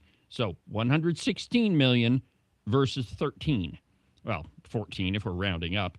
But I suppose if you're that short of cash like the Democrats are, you probably don't want to engage in any rounding errors. It might end up being, not being able to pay the bill. The cash problem has led to tension at the DNC, with ABC News reporting that some Democrats are frustrated with how Martin spent money during the 2024 election. Well, I don't think it was Ken Martin's fault either. I mean, you had Kamala Harris spending millions of dollars on celebrities, paying for, to revamp the studio of social media influencers and paying. I mean, there was still that. You remember that rumor of Oprah Winfrey being paid a ridiculous sum of money to hold that event. And then there was Bruce Springsteen, which who cares about that guy? He's still the same radical he has been for a long time. But I don't think that it was Ken Martin who they should blame for, spending money. I mean, it's their candidate. When you go through, she go through like $2 billion in her presidential campaign? A ridiculous sum of money. I mean, I don't even know how you spend that amount of money. I mean, unless, of course, you're in Congress. I mean, they tend to do away with $2 billion pretty easily. Insiders have started discussing other ways that they could reform the DNC, including, listen to this. You're going to love this, Ken. So the Democrats are trying to figure out how to solve their money woes. And one proposal, one resolution at the DNC, if you will, you're familiar with resolutions, probably way too familiar than you ever wanted to be. But one resolution, listen to this. I mean, do we have a laugh track, like a hilarious, exploding laughter? Okay, here we go. That's the best I can do. It's the best you can do? On short notice. This may change your attitude. Okay. The resolution would require Martin to rein in the DNC spending and balance its budget. So the Democrats are now seeing the wisdom in balancing their budget because they have to, because they don't have enough cash. So anyway, I mean, the Democrats are in pretty bad shape, which is not to say that the Republicans are in any better shape. I mean, I have seen a lot of stuff from different media outlets how the RNC really is just a better funded dumpster fire when compared to the Democrat Party. And that's not to say that I'm not saying anything negative about the Republicans. As my mother would say, I've been a conservative Republican since I was 5. But still, when you have what seems to be a rudderless Republican Party in Washington, D.C., when they do the exact same thing as they have always done, when your Speaker of the House is supposed to be the most conservative guy and yet has trouble moving things through, when you have John Thune, the majority leader in the Senate, he can't seem to pass the SAVE Act. And if you look at the polling, almost every single poll I've looked at, that Americans are absolutely in favor of the Save America Act, yet we can't get that through the Senate because we're too worried about the Democrats. I mean, we've got a real problem with both the Republican Party and with the Democrat Party. And, that's why, often when I do interviews, and in Wyoming, this always happens. The person you're talking to will say, I'm a conservative. And so then the very next question is, okay, you use that word. What does it mean? Is that different than being a Republican? You drive around Sheridan and you see a variety of different phrases on campaign signs. I'm a platform Republican. I'm a conservative Republican. I'm a real conservative, true. I mean, the list is endless. I used certified just to try. Well, you're certifiable, that's for sure. But my point is that we have a definition defining what it is that we actually are. And I think a lot of that goes back to what happens in D.C., and there seems to be no clear definition, no clear difference between what the Republicans do policy-wise and what the Democrats do. Of course, the Democrats are quite a bit more radical. But when you have a Republican Party that can't get anything pushed through, I mean, what are you left to do? And then that trickles down to voters, and you end up with, all sorts of people just being completely disenchanted with the Republican Party. And I think there's good reason for that. The piece continues. Let's see here. Proving electability will be tricky again, though, for Kamala Harris. And that's another one. So Kamala Harris has I guess, maybe started emerging as their only hope for 2028. God, I hope they run Kamala Harris in the 2028 election. I mean, how can we start a funding campaign for her to run for president again? But I mean, it's a real disaster in both parties. And so, I don't know what you do with it except elect conservatives, people who are actually conservative to office. And it starts right here at the local level. In just about every Wyoming county, the county commissioners are very much on the left. They are here in Sheridan. And think about this, Ken. So the last time the Wyoming County Commissioners Association elected a president, do you know who they elected? A Democrat from Teton County. They didn't even nominate another person. In a room full of Republicans, they elect a Democrat. A Democrat who, I mean, there are pictures online of her with Gretchen Whitmer. I mean, the wacko Democrat from Michigan. And yet, none of those Republicans said, hey, maybe we ought to have a candidate that's a Republican. Or at the city council level, you got a lot of people on city councils across the state that they'll spend money faster than any drunken sailor I've ever heard of. They were being gracious. They reach across the aisle. Oh, do they now? Yeah, which means capitulate. Right, reaching across the aisle. But you got to start at the local level, which means city councils, county commissioners, you've got to elect solid conservative leaders there. You're far more likely to lose your liberty at the local level than you are at the state level and certainly at the national level. There's no doubt about that, my friends. All right, so let's go ahead and take our last break. I know we did one at the quarter of the hour, but let's go ahead and take another break. And when we come back, I want to talk about the FCC. I know, sounds exciting, but trust me, you'll like it. What if I don't want to talk about the FCC? Well, then you don't have to. Back.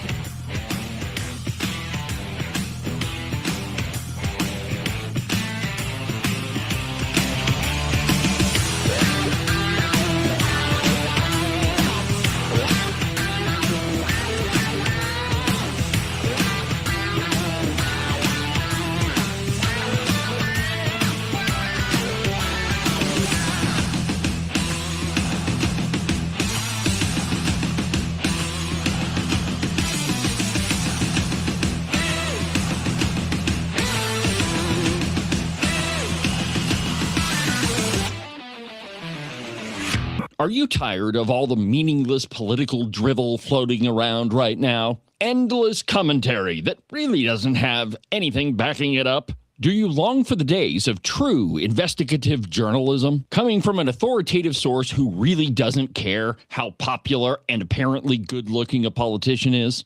Fortunately for you, that's what I do on Cowboy State Politics. New episodes are published every Monday, Wednesday, and Saturday, and you can get them anywhere that you get your podcasts. iHeartRadio, iTunes, TuneIn, really any of them will work. But the easiest way is just to go to the website, cowboystatepolitics.com. There, you can find all of the shows, as well as any of the articles I might bring up during the course of the program. Cowboy State Politics Live, the program you're listening to right now, is broadcast every Tuesday through Friday, beginning at 8 a.m. Pay attention to all of that other block-headed nonsense if you want. Just make sure that you don't miss an episode of Cowboy State Politics. And now, back to our program.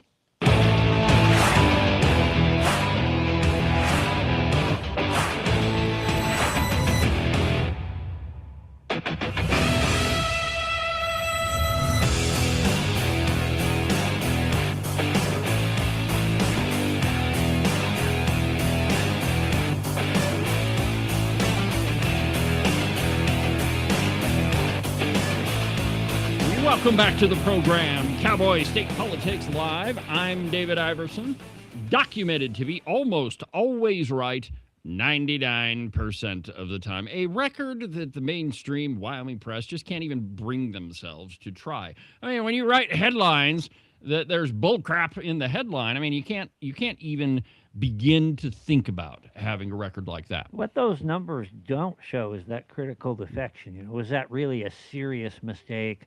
Or did you just missed it by that much? I don't think it really matters, So, yeah, man. it If you're wrong is wrong, I guess. wrong is wrong, and that's why Yeah. I lead with my mistakes. That's the most important thing. If I goof up, I come right out and say, didn't get that one right, and here's the right answer, and I'll do better next time. What can you remember the last mistake you made? It's been so long. I mean, I'm sure it happened at one point, but I can't remember it.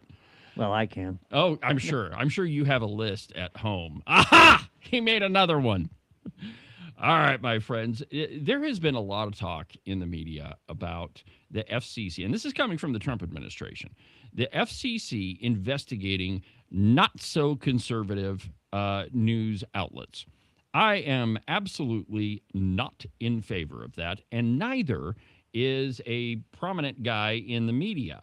Now, there's an organization that's called, news site or whatever, but it's called Mediaite. They used to be kind of like the media watchdogs, not like Media Matters for Wyoming, but they would point out, when somebody flip-flopped or, said something that, actually told their listeners what their real opinion is, and they meant something else. But Mediaite has a piece out, and it says, it's entitled, Glenn Beck Makes the Case for Why Trump's FCC Should Leave the View Alone. Now, I approach it from a slightly different perspective. I'm going to play for you a segment here in just a little bit of him making that argument. But I think that the answer to liberal speech is more speech. I think that the answer to hate speech, which I don't really think that that's a thing, but since a lot of people refer to it, the answer to that is more speech. Without the First Amendment, we don't have anything, right? If you don't have the freedom to say what you believe and what you think, then really none of the others matter. And frankly, when it comes to the First Amendment, the only right that you really do have is to be offended. Think about it, right? If you don't have a right for somebody to tick you off, then you don't have a First Amendment at all. And so when it comes to media outlets like the example they're using in this one is The View. Okay, the View makes me want to vomit every time I show you a video segment from that show. But the reason I do it is to expose their hypocrisy. But if the left doesn't have, or the right for that matter, doesn't have the ability to say stupid stuff, well, then the First Amendment doesn't exist at all. Well, you reminded me, The View, they're vociferous voluminously. Vacuous. And vacuous. Yeah. Well, and think about it, right? You have to have, the worst possible scenario, I think, is if you have an echo chamber. That if you have, it's just one narrative all the time, and that's the only thing that you hear. I think that's a really bad situation. That's why we have to be careful in what we do. Yes. It's really easy to fall into that when you know you're right. I can afford to be narrow-minded. I'm right. Well, exactly right. I'm right 99.9% of the time. But we do need to almost always right. We do need to be able to listen, and that's why you and I both have gone out and tried to get some people to disagree with us. And sure. And I think we'll probably have one tomorrow. Well, maybe. Just a guess. I don't know. By the way, I guess we should do a little promo of that. Kevin Christensen is going to be joining the program tomorrow at 8:30. He is running for the United States House of Representatives, a guy from Casper. As I understand it, he's a veteran also. So he's going to join the program, and we're going to talk about his run. There's been I've seen some pictures online with him hanging out with some people who are maybe not so conservative. And so we're going to ask him about that. Some people who definitely are not fond of me. Well, say that. Well, the list is long and distinct. Yeah, that's true. But it's not as long as the people that love me. Okay, so the Trump administration has made it a concerted effort to have the FCC investigate some of these other media outlets. I think that's wrong-headed. I don't agree with that. In fact, I think the whole idea of FCC licenses is kind of ridiculous anyway. We're living in a time where anybody, if you want to start your own media outlet, you can do it. We have this thing called the interwebs. Go get you a website and start doing your thing. I think that is the best possible scenario. However, it does have some downsides to it. You're going to get the whole gamut of information. Our friend Josh Durrell likes to say there's no free market. Oh, there absolutely is. Man, when you look at what is going on the internet and shows like ours, and it is the very definition. Shows very much not like ours. Yeah. Well, you're exactly right, Ken. The internet, the media marketplace right now, that's the business we're in. Wide open. It is the very definition of the free market. And if people like what you're saying or the information you're putting out, well, then they'll consume it. If they don't like it, well, then you won't have that many viewers, and your program can rise and fall on its own. It is, like you said, it's the definition. So, and in the midst of that, I have to get this in there. In the midst of that,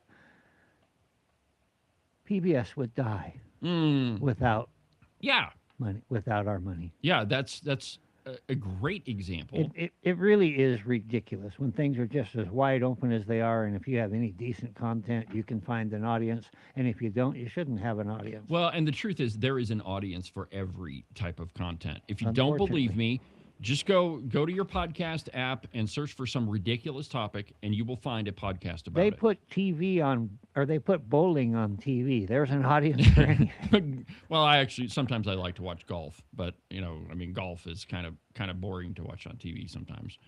But I think this whole idea of FCC licensing, I think it's kind of ridiculous. So the piece from Mediaite, and I quote, Glenn Beck, longtime conservative radio host turned MAGA-era podcaster. I think that's really disingenuous. He owns a giant media company who is one of the Blaze is one of the biggest media companies in the country. offered his frank analysis on the FCC's battle with ABC over the network's popular daily show, The View. Beck said that he despises the program, but laid out the case for both why and how Trump-appointed FCC Chairman Brandon Carr is likely to lose this fight. Now, this is a different argument than the one I just made. Mine is based in free speech, but here is Beck's argument, which is slightly different.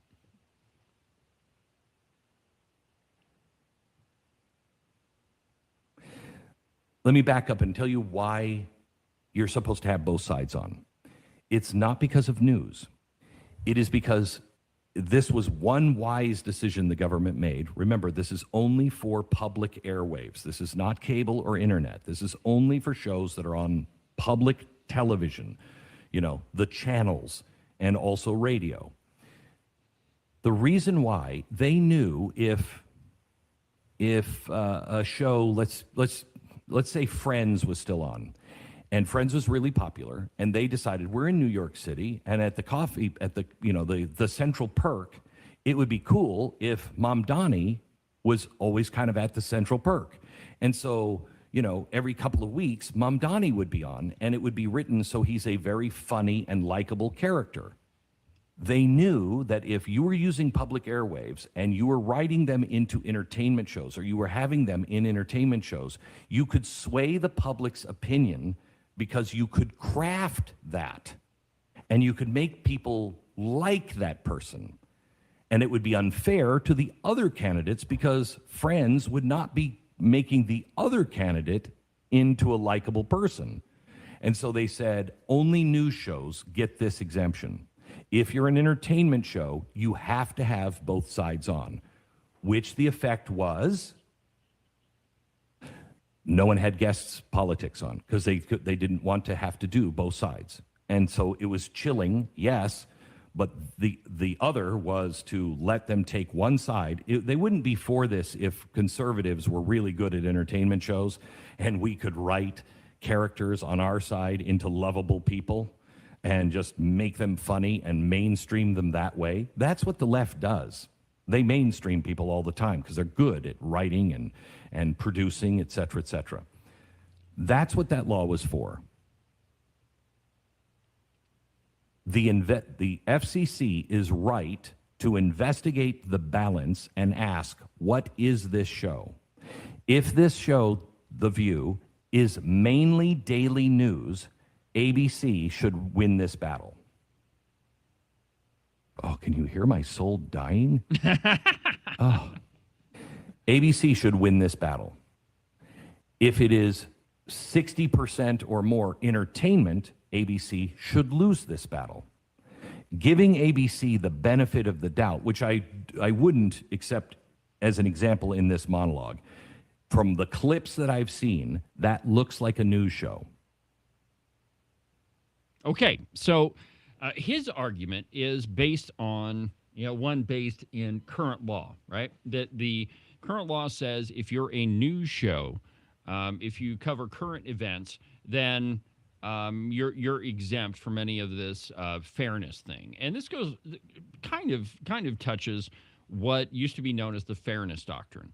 And that is, if you have a liberal person on, you would have to have a conservative person on and vice versa. Can you imagine, Ken, how much of a headache that would be for this program? I mean, that if we had a conservative on, that we would have to balance that out with some lefty. Especially when nobody will come sit with us. Well, I mean, I don't think that's the case, but we got Kevin tomorrow. Yeah. But think about that, right? That you have to, any guest that you're going to have, you got to balance that out. I mean, it's in my mind one of the the largest invasions of free speech that I could possibly imagine.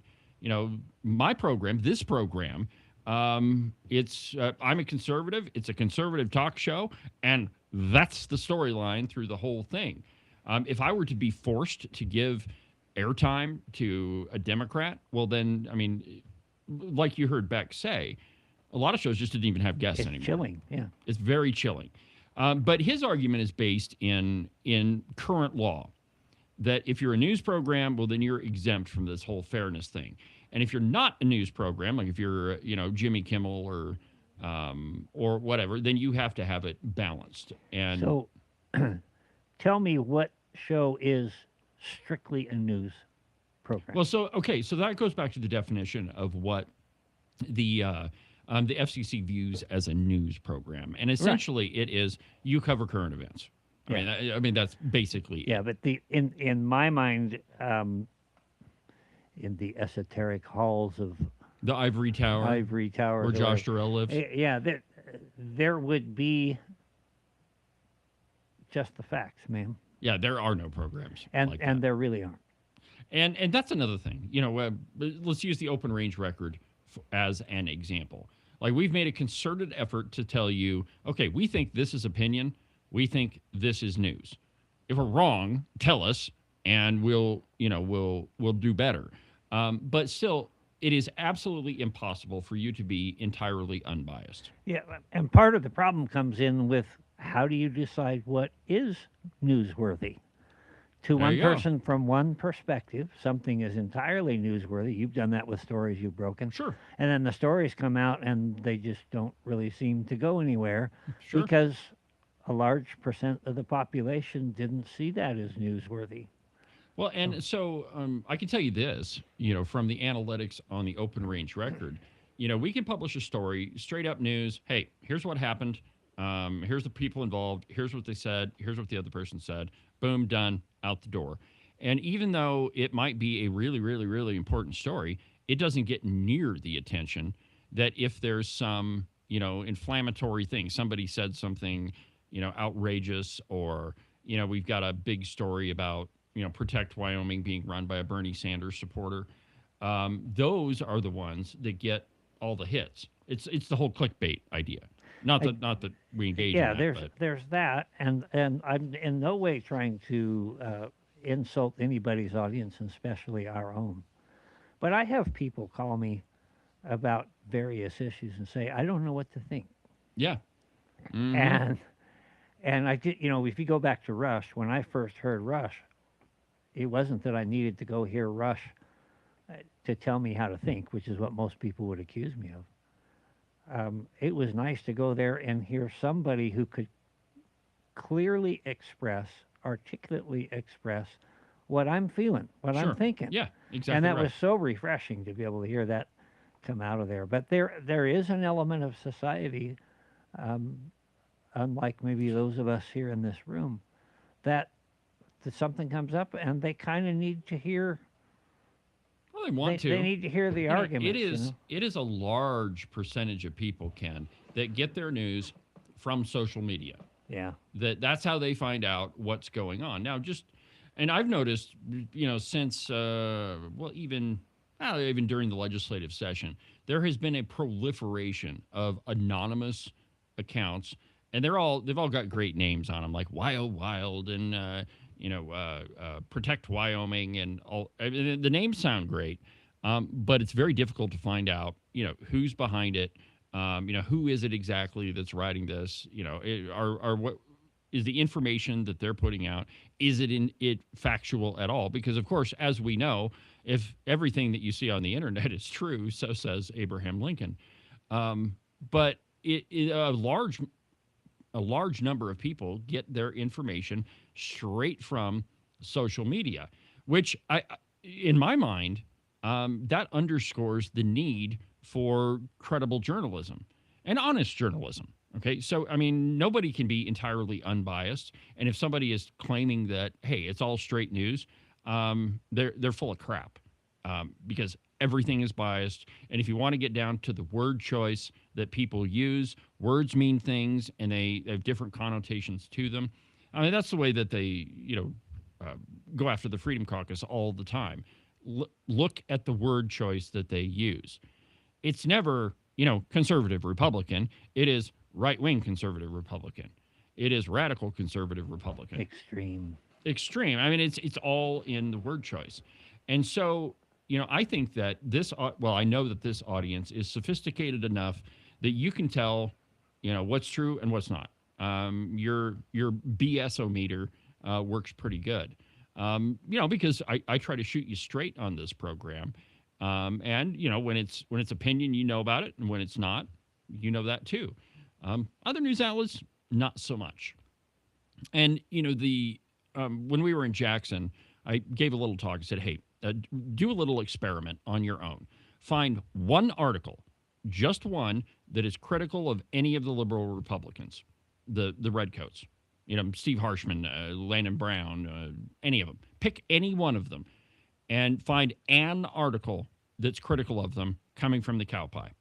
That's going to be a pretty hard task. Try to find a positive one about myself or John Bear. Sure. Now, that's the other side of it. Try to find one that is positive about member of the Freedom Caucus. You probably will have a hard time finding that one, too. However, if you try to find one that is critical of any conservative, that's easy. You'll find hundreds of them, if not 1,000 articles that are written that are critical of conservatives. There are some being written right now about Rebecca. There are a bunch of them being written right now, probably from the NAGs, the News and Guide there in Jackson. So my point in all of this is that I don't think that the government should be saying what's news, what's not. I've always objected to licenses, and I mean the FCC licenses, those date back to the public airwaves. When you had programs being broadcast and people would pick it up with their rabbit ears in their house. That may have been different, but we're not there anymore. Just about everything is run off the internet, even your nightly news program. So there's two NAGS organizations, because I knew about the National Association of Gals. Yes. I miss Rush. The National Association of Gals, and then there's actually another group, so a third group of NAGs, the National Association of Attorneys General. Oh, there's a fourth. And then there's the Jackson Hole News and Guide, the NAGs at the NAG. There's I don't know how it exactly goes with the gun rights one. There's the NAGR. National Association of Gun Rights or for Gun Rights. Right, something like that, yeah. That's a good one. Well, anyway, so, the way that you counter speech that you don't like or that you think is incorrect or you think is racist, the way that you counter that is with more speech, not less. And when the government gets involved in saying who can broadcast and who can't broadcast, I think that's a really dangerous place to be. And even though I may disagree almost sometimes wholeheartedly with what comes out of the cow pie, they absolutely have a right to broadcast their morning show, to write their articles. I will defend their right to say whatever ridiculousness they want to. But I also have a right to show them how ridiculously dumb they are sometimes. That's how we operate this show. You allow someone who disagrees with you to speak and to speak enough, and they'll eventually show you everything. Yes, absolutely. And, since the very first time I did an interview, I discovered that if you just let somebody talk, eventually they will tell you exactly who they are. And often, you don't even have to say anything. You can just be like the interview with Rod Miller, the first one I did. We were talking about abortion. And at one point, he got so frustrated that he said, well, it's just a clump of cells. And he was really frustrated. And I pictured him screaming into his phone. And at that point, I was like, well, I guess we don't have to say anything more about that. Thank you, Rod. Let's move on. I didn't, the reaction to what he said was enough. So we've got about 6 minutes left. And as you know, I'd like to talk about, I've been kind of on an AI binge for a while. And it started when I began programming or setting up the open range record, because I did a lot of it with AI. I'm the one that verified all the code, but I didn't write it all. So I found this piece on one of the tech blogs, as Rush would call them. Cognitive scientists found that using AI for just 10 minutes impairs brain performance. So how many people... That tells me a lot. Oh, boy. How many people do we know? I mean, you could just go on social media and see all the AI pictures. But critics of artificial intelligence caution that, as a relatively new technology, its long-term effects on the human brain are still unknown. But a new study shows that AI could be dangerous even in the short term, with just 10 minutes of AI use leading to impaired brain performance. The study conducted, and I'm waiting for the comment on Facebook. Oh, that's what happened to Dave. He used AI to program a website. Obviously, that's what happened. Anyway, the study was conducted by researchers at Carnegie Mellon, the University of Oxford, and at MIT, and the University of California at Los Angeles. They challenged participants to complete a set of fraction-based math problems.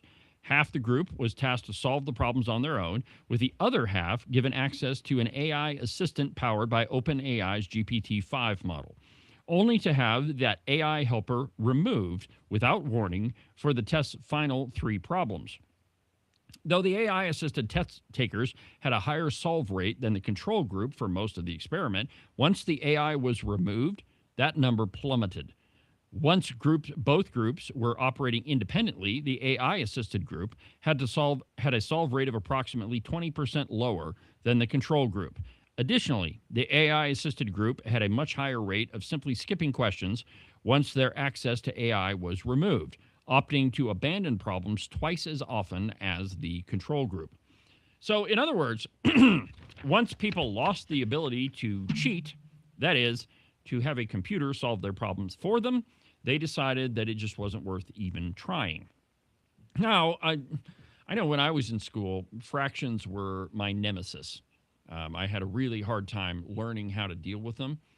But once you learn how to do that, and you stop going on, school activities, perhaps, your proficiency with math gets a little bit better and you don't need AI to do it. But the question comes up, Ken, and so if you have a calculator or an AI model or something like that, a computer, why do we need to learn fractions and mathematics and those things? I mean, you can just type it in and it'll give you the answer. Why do we need to learn that? This is the perspective of a carpenter. If you want Indeed. if you want to understand fractions, be a cabinet maker. Mm-hmm. You don't really have time. I suppose maybe you could have some sort of an audible device that sat there that you could say, Julie, or whatever you choose to call it, tell me what's half of 3/30 seconds. But if you do that very long, you can do it in your head, upside down, backwards. 1 1/2 64th. Yeah, I don't know whether you want this thing to be 5 feet long or 60 inches, but make up your mind. Right. Well, my answer to that question would be there is a big difference between the real world and a world lived on computers. In the real world, we actually have to build things. We have to make cars and we have to build cabinets and, we have to, live in houses. And if you're constantly using a calculator or a computer, you're not going to be able to do those sorts of things. And I think that often we have too much reliance on computers. It really irritates me when I hear people say, well, I used AI to summarize this. Really? Does it tell you what to think, too? I mean, do you have any thoughts of your own? Could you not read it yourself? I just keep waiting for a major power outage, extended for an extended period of time. Another good point. What happens when the big EMP goes off and none of us have any electronic devices left? I'm praying for that day. Lord, come quickly, Lord. All right, my friends. Well, that pretty much does it for another busy news-making installment of the broadcast. See you tomorrow, my friends. Kevin Christensen.